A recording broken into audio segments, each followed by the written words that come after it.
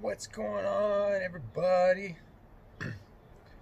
Hope you guys are kicking butt, taking names, getting ready. Well, at the time of this recording, getting ready to have a relaxing weekend, get some family time in, some quality time with your loved ones and the people you care about. This video, we gonna be having a chat about the fundamentals of macronutrients. Macros. That's right. Now, the intent of this video isn't really to go into every single little minute detail, the ins and outs, but instead it is intended to give you a high level overview and a basic understanding of how our food works. Now here's the thing.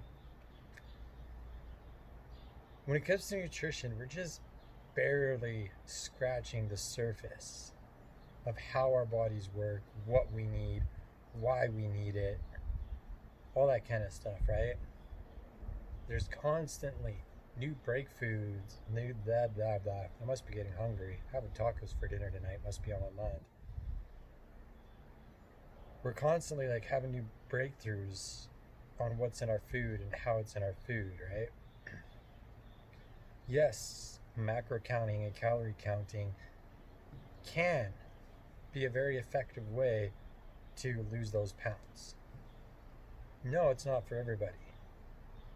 No, it ain't sustainable over the long term, right? Because here's the thing. I mean, it's just a pain in the ass at the end of the day, right? Nobody likes doing it. So, how does this work? Well, it's simple. You got a hierarchy, right? It's kind of like an umbrella, or even a pyramid. Since we like to use pyramids, kind of like a pyramid, right? At the top of your pyramid, you got your calories. Your calories are comprised of proteins, carbs, and fats, right? Those are your macronutrients. Those, in their respective categories, break down into certain micronutrients, right? Micronutrients would be like vitamin C, calcium, would be your nutrients. Minerals and other nutrients, right? Minerals like magnesium, iron, stuff that we need in order to maintain a healthy body, prevent cardiovascular disease, diabetes, right? New science is starting to prove that pretty much every single disease out there,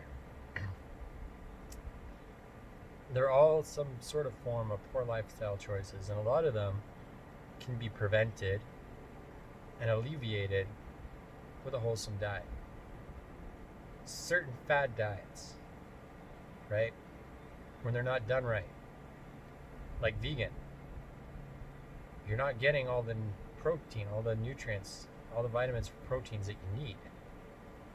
I haven't done a lot of research into it because it's not my cup of tea, and I don't necessarily agree with it. It's my personal stance. But in order to get a full amino acid profile, which amino acids are the building blocks of protein, muscles, bones, our body is like 60-80% protein, right? Quinoa is the only thing with a full amino profile. And you need a lot of quinoa in order to get what your body needs to support your muscle mass, your bone density, your immune system, and other functions. Yes, protein does go into your immune functions, right? Pea protein and brown rice don't have full amino profiles either. You need the two of them together to build a full amino profile to support that. And again, you need a lot. So there's a lot of supplementation that needs to go in because it's hard to eat that from a whole diet. Rice and grains are full of carbs, are full of sugar, right? Sugar spikes your insulin. Insulin takes that glucose out of your bloodstream because it's toxic in your bloodstream, puts it into fat deposits, and causes you to store fat. And it's a major contributor to the obesity crisis. New science is starting to prove that. I digress. So proteins. While it is hard to get it from a plant-based diet on its own without supplementation, you get your protein from chicken, beef, lamb, duck, all sorts of game, right? Bison. The list goes on. Now, protein takes the longest to digest and break down out of all the micronutrients, right? So that's why when it comes to fat loss, when it comes to my clients who are trying to shed the pounds, shed the fat, burn off fat, I get them to eat 30 to 50 grams of protein every single meal, right? It sounds like a lot. When you convert it over to ounces, it's only like 2.5, 2.8 ounces. So round it up to 3, right? And typical steak is 5 ounces. We're generally getting a lot more than that in a meal. A chicken breast is typically 6 to 8 ounces, right? It's not hard to get 30 to 50 grams per meal. Because that protein is a primary building block of all of our body functions. Our bone density, our muscle mass, our immune system, our organ function. We need protein to survive. And not all protein is created equal, right? Grass-fed, wild protein, that stuff is the most nutritious. When you're looking at farmed protein, when you're looking at, farmed protein, I guess I'll just wrap it up like that. Animals that are livestock, that are fed a grain diet, they severely lack a lot of the nutrients that we need from our proteins, right? And they're highly inflammatory, which poses other health issues, right? Depending on where we live and our financial situation, I get it. We can't always eat a fully grass-fed diet or anything like that, and that's fine. Next, carbohydrates. Carbohydrates are great, but they're quick energy, right? Carbohydrates are quick energy. It comes and it goes. Now, I am, but I'm not a fan of carbs, right? There's different types of sugar. I'm not going to get into the different types of sugar because that's not the intent of this video. Fruits, vegetables, you want to be eating a lot of that, right? Your plate should primarily be fruits and vegetables. Not a lot of you are like, ew, gross. You need them to survive. Calorie-wise, they don't really contain a lot of calories, but they're nutrient dense. And they will help you get full faster, right?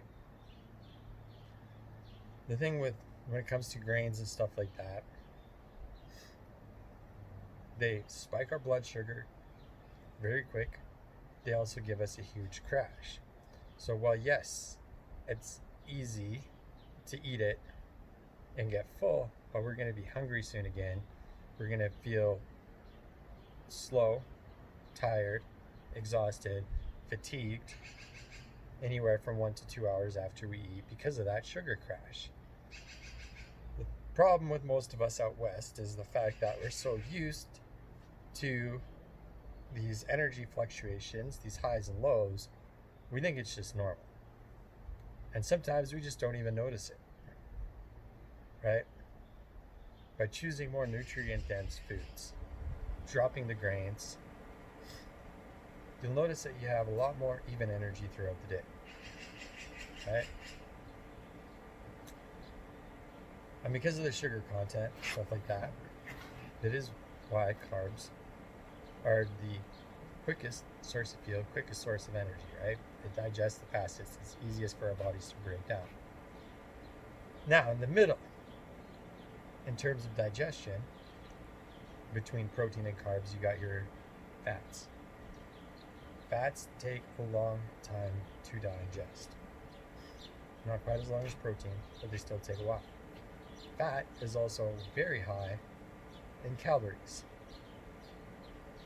So it doesn't hurt to monitor your calorie consumption if you're trying to lose weight.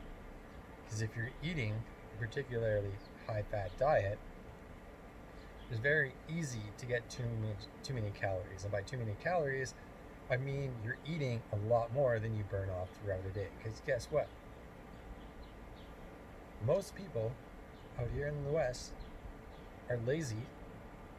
They spend too much time on the TV, and we spend a lot of time sitting at a desk working. We're not burning a lot of calories every single day, right?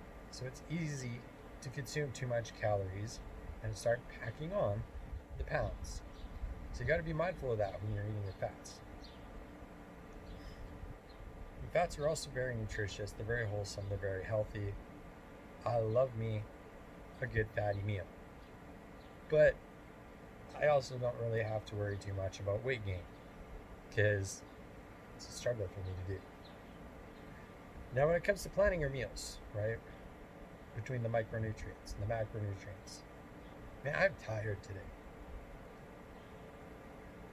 I should have, whatever. Cool. So, the thing about fats, too, is eating more fat in your diet, you're not going to have those massive energy swings throughout the day, right? You're going to feel full longer, which is always a bonus. So you're going to be eating less, right? Having more consistent energy throughout the day is a good thing. I don't know too many people that wouldn't love more energy throughout the day. Most of us out here in the West, I mean, it's even me sometimes.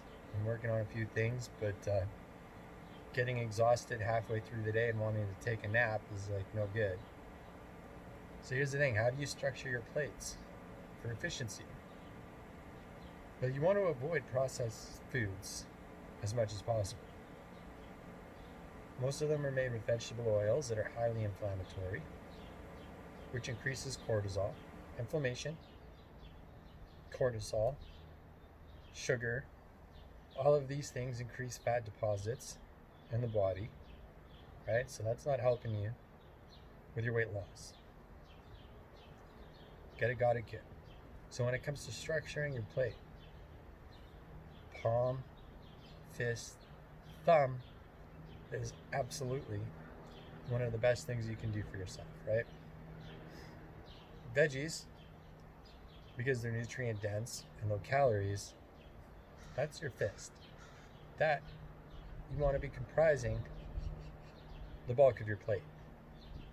For protein, the palm of your hand, right? I know everybody's body's different. We're all come in different shapes and sizes, but the palm of your hand relative to your body, that'll give you about 30 grams of protein per meal. So a palm is protein. Your fists are veggies. Carbs, as in rice, potatoes, that kind of stuff, should really only be a cupped hand, a cupped palm, right? You want to keep those down, especially if you're trying to lose weight. Again, that comes back to them being highly inflammatory, full of sugar, the insulin response, right? They're not healthy for you. They're not good for you. So a cupped palm, and your thumb is your fats. If you want a custom nutrition plan, hit me up. I'll ask you a few questions, get to know you a little bit better, get to know your goals, and I'll help you figure out how many palms, fists, thumbs, and cupped hands you need every single day for your food. Depends on your body type, right? Your weight, your goals, that kind of stuff. But that's really the breakdown of micronutrients and their functions and how they work. So I'll go back, I'll do a quick recap of that. right? Proteins, it'll leave you feeling full longer, satiety, and it is the foundation of, it is a building block of pretty much every function in our body. Our organs, our immune system, bone density, muscle mass, right? It helps with pretty much everything. It is also slow to digest. So it's going to help you lose weight because you're feeling less hungry. You're not eating as much.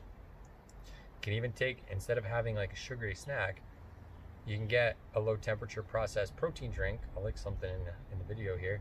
Most of you are, yeah.